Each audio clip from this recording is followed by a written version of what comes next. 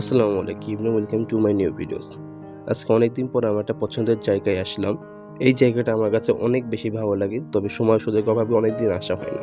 জায়গাটা অংশে দূর হয়ে যায় আমার বাসা থেকে। আগে আসতাম সাইকেল নিয়ে, তবে এখন সাইকেল না থাকার কারণে অনেকদিন আসা হয় না। তবে আজকে বিকালে খুবই ইচ্ছা হলো জায়গাটা আসার, এই জন্য হেঁটেই চলে আসছি।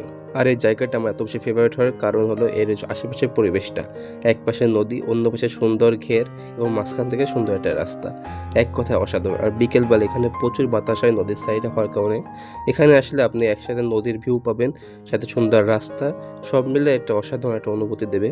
আমার যখনই মন খারাপ থাকে এবং একটু ঘুরতে ইচ্ছা হয় তখন আমি এখানে চলে আসি। এই কালভার্টটার পরে বসে বসে বাতাস খাওয়ার আনন্দটাই অন্যরকম। এটাকে আমার মন ভালো করে ওষুধ বলতে পারে। এই জায়গায় যাওয়ার পথে একটা চার দোকান পাবেন। এই চার দোকানের সামনের পরিবেশটা আমাদের অনেক বেশি সুন্দর লাগে। এই সুন্দর মাঠ এবং গাছপালা সব মিলে অসাধারণ এবং সুন্দর বাতাস হয় বিকেলে। আমার মতো কেউ যদি গ্রামীণ পরিবেশ পছন্দ করেন তাহলে অবশ্যই জায়গাটা আপনার কাছে অনেক ভালো লাগবে। আর এই সুন্দর পরিবেশে এক কাপ চা খাওয়ার মজাটাই আলাদা। এবং আমার মতো যদি গ্রাম পছন্দ করে থাকেন তাহলে অবশ্যই জায়গাটা একবার ঘুরে দেখবেন, আশা করি অনেক বেশি ভালো লাগবে।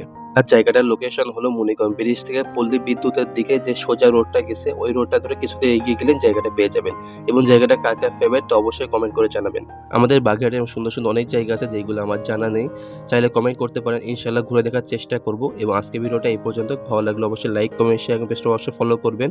দেখা হবে অন্য কোনো ভিডিওতে। ধন্যবাদ।